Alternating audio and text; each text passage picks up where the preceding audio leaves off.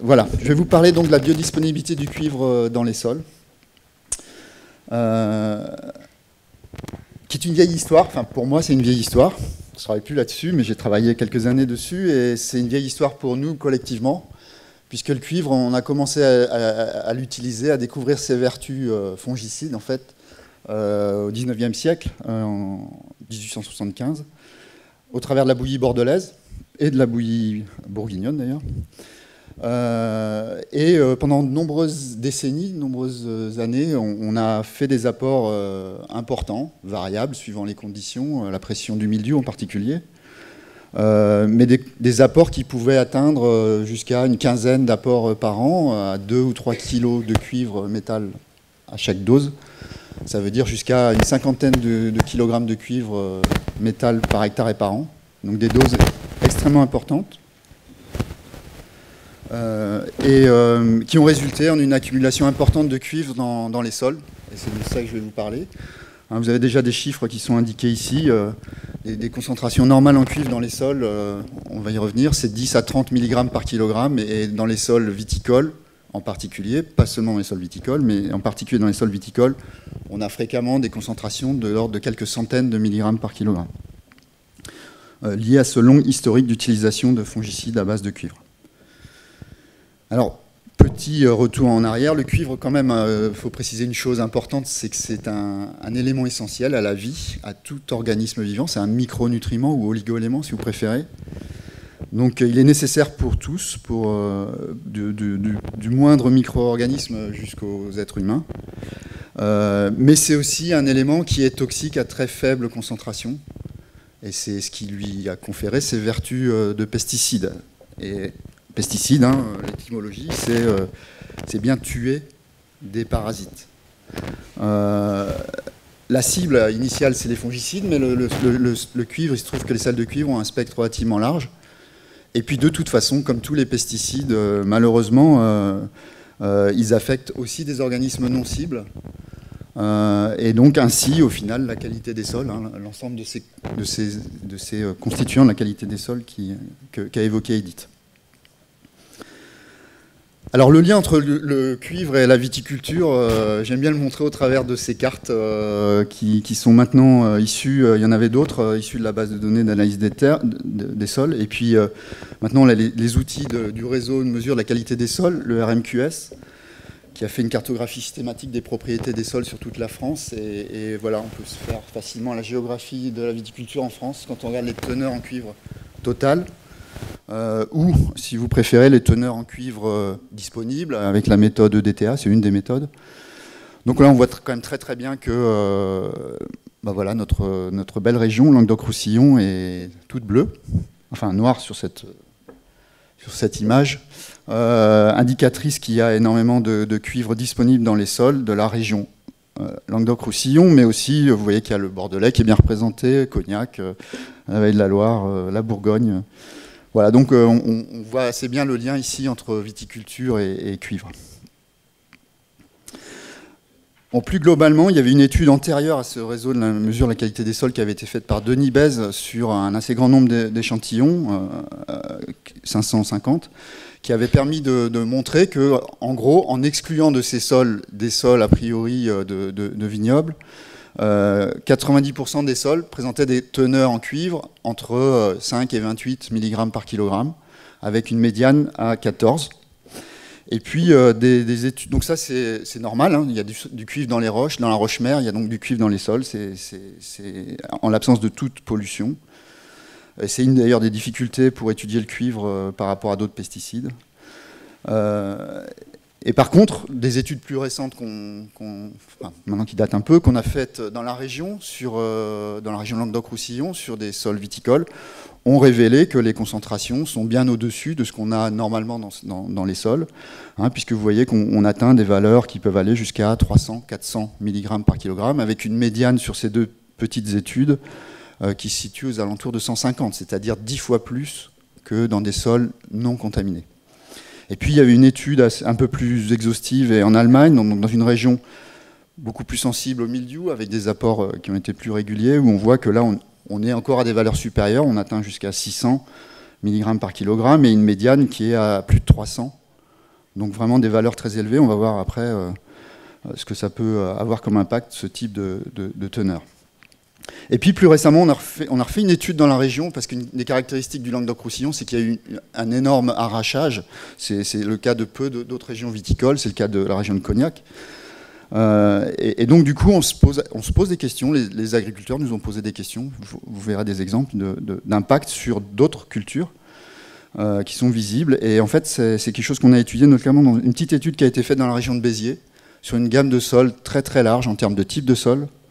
J'y reviendrai, et dans laquelle on a retrouvé des valeurs assez identiques aux autres, mais par contre on a trouvé 2 points extrêmes, un à 540, l'autre à 1030 mg par kilogramme. Et je reviendrai sur ces points particuliers. Donc voilà, vous voyez qu'on est dans les sols plutôt dans des gammes qui sont entre 150, on va dire, les plus faibles, et 500, le plus souvent, milligrammes par kilogramme. Alors qu'on devrait être aux alentours d'une dizaine, une quinzaine de milligrammes par kilogramme. Alors ça, c'était le cuivre total dont je vous ai parlé. En fait, une des difficultés qu'on a par rapport à de nombreux éléments dans les sols et les pesticides en général, c'est de faire la distinction entre le total et ce qui est réellement disponible. Alors, on peut débattre de ça très longtemps, mais ici, c'est un des indicateurs du cuivre disponible. Et je vous ai montré cette relation qui a été établie sur 34 points distribués sur le Languedoc-Roussillon, sur un réseau de sols viticoles conduits en agriculture biologique, pour montrer que très souvent, c'est ce qu'on observe, c'est-à-dire absolument aucune relation entre le cuivre total, qui est ici en bas, et le cuivre disponible. Donc avoir une information sur le cuivre total, ça veut dire que ça ne renseigne pas vraiment sur ce qui est disponible. Vous avez des situations, ici vous avez beaucoup de cuivre total et finalement peu de cuivre disponible, et puis ici une situation où vous avez un niveau de cuivre total bien plus faible, mais pourtant une disponibilité forte. Alors ça peut s'expliquer par d'autres paramètres du sol, et en particulier le pH, pour le cuivre comme pour tous les métaux, est un paramètre extrêmement important qui explique très largement la disponibilité. C'est les mêmes points qu'avant, sur ce graphique. Simplement, on les a représentés ici. J'ai fait simplement le ratio entre le cuivre disponible et le cuivre total. Ça aurait donné à peu près la même chose si j'avais juste mis le cuivre disponible. Et le pH. Et on observe très clairement que là, cette fois-ci, il y a une relation. Elle n'est pas parfaite, parce que c'est quand même une gamme de types de sols très très différents, qui diffèrent par plein d'autres choses. Mais il y a quand même une relation assez nette qui s'établit et qui montre qu'au-delà de pH 5, on a toujours une disponibilité en cuivre faible, très faible. Par contre, on voit que lorsque le pH diminue, en dessous de 5, et en sol viticole, c'est assez fréquent de rencontrer des sols acides. Ça dépend des régions, ça dépend de la roche-mère, mais il y en a un certain nombre de terroirs en Languedoc-Roussillon. Pardon. Dans ce cas-là, on voit qu'on a une augmentation très forte de la disponibilité. Ça veut dire, en d'autres termes aussi, qu'on peut corriger, modifier la disponibilité, manipuler la disponibilité simplement avec une pratique assez conventionnelle en agriculture, notamment quand on a des sols acides, hein, ça n'a de sens que dans ces sols-là, c'est le chaulage. Donc là, c'est une petite expérience qu'on a fait en partant d'un point sur le bassin de Rougeant, à côté de Pézenas, où on avait un sol très acide, 3,7. Il n'y a pas besoin d'être sur des matériaux schisteux pour avoir des sols très acides, hein. Et en fait, en apportant des doses croissantes de chaux, on a obtenu à peu près le même graphique que ce que je vous ai présenté avant, sauf que là, on a un seul sol. Et du coup, on voit très bien une relation de très bonne qualité apparaître, qui illustre à nouveau qu'au-delà de pH 5, on a une disponibilité qui est très faible, mais qu'à pH acide, inférieur à 5, si le pH diminue, la disponibilité peut augmenter de façon très importante. Puisque en gros là on a un sol qui contenait 150 mg par kilogramme de cuivre total. Vous voyez que c'est de l'ordre de 1 mg, donc moins de 1%, qui est disponible au-dessus de pH 5, alors que quand on arrive à pH 3,7, le pH initial du sol, on a pas loin de 10% du cuivre total qui est disponible. Donc un effet très net du pH. Tout ce que je vous ai dit jusqu'à présent, ça concerne finalement le haut de cette représentation qui illustre que la difficulté sur les pesticides en général, sur les éléments minéraux, qui soient nutritifs ou polluants, c'est qu'en fait, il y en a une partie dans le total qui est présente dans le sol, qui est susceptible de passer en solution, et au final d'être éventuellement mobilisée par des êtres vivants, donc d'être biodisponible. Donc c'est ce qu'on essaye de mesurer avec des indicateurs de disponibilité, c'est la fraction du total qui est susceptible de passer en solution. Mais ce que je vais vous montrer, en fait, c'est que l'enjeu, c'est pas tellement de connaître ce qui est disponible, c'est se connaître ce qui est biodisponible. Et en fait, ce qui est biodisponible, c'est défini comme finalement le flux de d'un polluant, par exemple, d'un pesticide, du cuivre, qui est susceptible d'être absorbé par un être vivant. Et de fait, la biodisponibilité est totalement en fonction de l'être vivant qu'on considère. Il n'y a pas la biodisponibilité du cuivre dans le sol, ça ne veut rien dire. Il faut toujours l'exprimer par rapport à un organisme donné. Parce que ces organismes, ils diffèrent en fonction, notamment par leur capacité d'absorption. Et pas seulement. Ce qui a été aussi montré, je vais vous l'illustrer, c'est que tous les organismes vivants dans le sol modifient le sol dans leur proche environnement. C'est ce qu'on appelle une zone à proximité des organismes qui est bio-influencée. Et c'est une zone en fait où les organismes ont la capacité, plus ou moins forte, de modifier, en l'augmentant ou en la diminuant, la disponibilité des éléments, des polluants éventuellement, comme le cuivre. Et donc ça va jouer évidemment, in fine, sur leur capacité d'absorber ces éléments. Typiquement, je vais vous montrer des exemples d'abord qui concernent la plante, puisque c'est mon domaine d'expertise, où on a montré que justement la zone bio-influencée par les plantes, ce qu'on appelle la rhizosphère, l'environnement immédiat des racines, c'était une zone où on peut avoir des modifications considérables de la disponibilité du cuivre. Et la grande surprise qu'on a eue, c'était de constater finalement, je vous ai évoqué tout à l'heure le cas où on avait travaillé sur une quarantaine de parcelles dans la région de Béziers, qu'on avait choisi dans cette région parce que sur une distance très très courte, on avait des sols très acides, jusqu'à de l'ordre de 4, et des sols calcaires, donc 8. Donc une très large gamme de pH, alors que je vous ai montré, le pH joue normalement de façon très importante sur la disponibilité du cuivre. Et donc ce qu'on a fait, c'était des sols qui n'étaient plus viticoles, qui étaient emblavés avec du blé dur. On a travaillé sur ces sols parce que les agriculteurs rencontraient des problèmes que je vais vous illustrer, de toxicité. Et on a essayé de comprendre les raisons de ces phénomènes, derrière ces phénomènes de toxicité. Et notre grande surprise, quand on a essayé de mesurer le cuivre biodisponible, donc le cuivre qu'on retrouvait ici dans les racines, dans les végétaux, c'est souvent dans les racines qui s'accumulent le plus, notre grande surprise, c'est qu'on a trouvé une assez bonne relation avec le cuivre total, et quel que soit finalement le pH du sol. On s'attendait à ce que, évidemment, la biodisponibilité soit beaucoup plus forte en sol acide, comme l'est la disponibilité, qu'en sol calcaire. Et là, vous voyez bien que les deux couleurs, là, blanc et les rouges, se superposent. Il n'y a pas de différence entre les sols calcaires et les sols acides en termes de biodisponibilité pour cette plante, c'est le blé dur. L'autre surprise, c'était finalement de constater ça. C'est pour ça qu'on a fait cette étude initialement avec Philippe Braun à Arvalis, qui nous avait alerté là-dessus, et un certain nombre d'agriculteurs qui faisaient ce type d'observation, des tâches parfois localisées ou très grandes dans des parcelles de blé dur, à peu près à cette saison de l'année. Et parfois, on observe même des choses qui ressemblent étrangement à des rangées de vignes, sur des parcelles qui avaient un antécédent viticole. Et donc on a fait la cartographie de ces parcelles, regardé la disponibilité et la biodisponibilité du cuivre. Ce jaunissement qu'on observait de loin, en fait, en regardant de près, c'était typiquement les symptômes d'une chlorose ferrique, qui est normalement pas du tout un problème sur le blé dur, qui est une plante très adaptée au sol calcaire.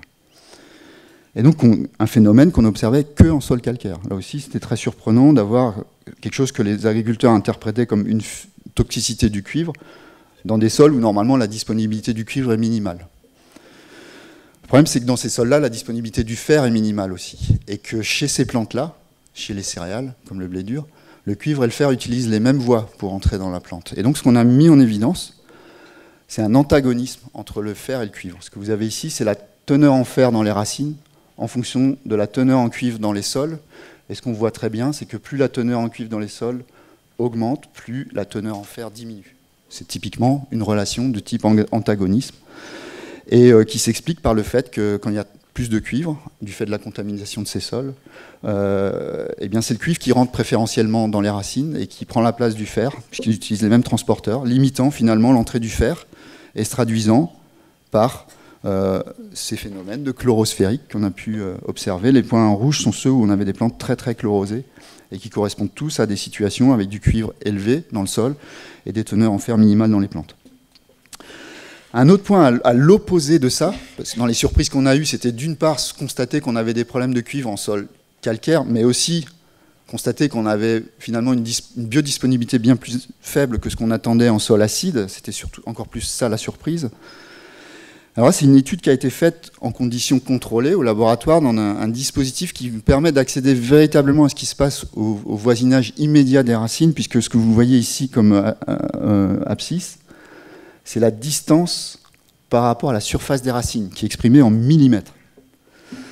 Et ce qui est illustré ici, il y a deux courbes. La première qui correspond à un sol en l'absence de plantes, et la seconde où on a essayé de faire pousser des plantes sur ce sol et de collecter le sol à différentes distances des racines. C'est ce qui est représenté par les points rouges ici.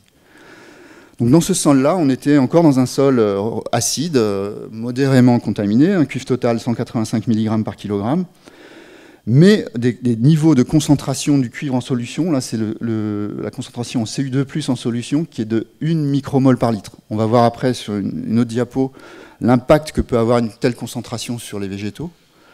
En gros, c'est létal, hein, ce type de concentration. Donc, la chance, en fait, ce qui se passe, heureusement pour ces plantes, c'est que ces plantes sont capables, c'est ce qu'on observe dans la rhizosphère, de diminuer, on le voit au voisinage des racines, de diminuer la concentration en CU2+, d'un facteur 1000.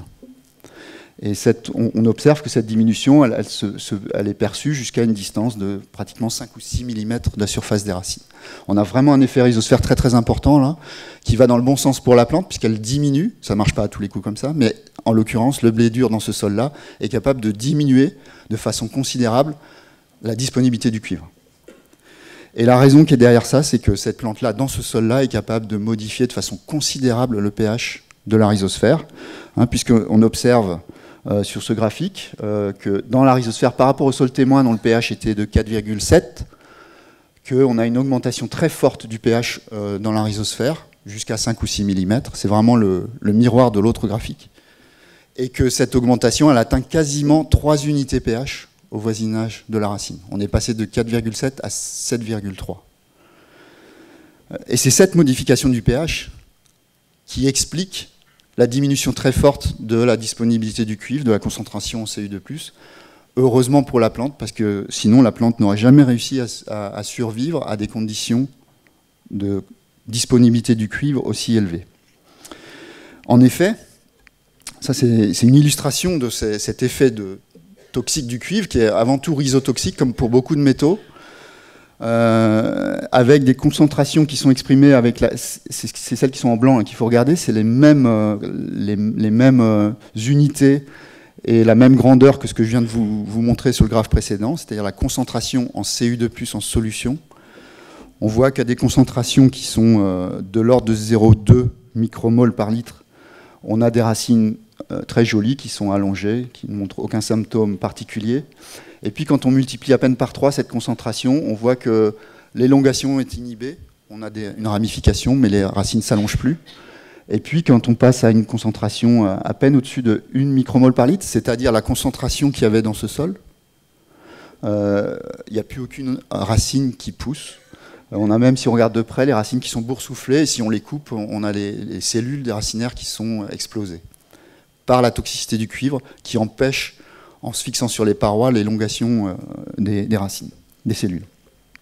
Donc ça, c'est un effet très connu sur la rhizotoxicité du cuivre, qu'on a mis en évidence ici sur la vigne. C'est le cas d'un porte-greffe de vigne, et qui nous a permis d'illustrer que ces porte-greffes, finalement, sont aussi sensibles que la plupart des espèces végétales, pas plus, pas moins. Simplement, s'ils arrivent à pousser dans des sols qui sont contaminés en cuivre, c'est certainement qu'ils ont la capacité de modifier la disponibilité du cuivre, comme je vous l'ai montré dans le cas du blé dur.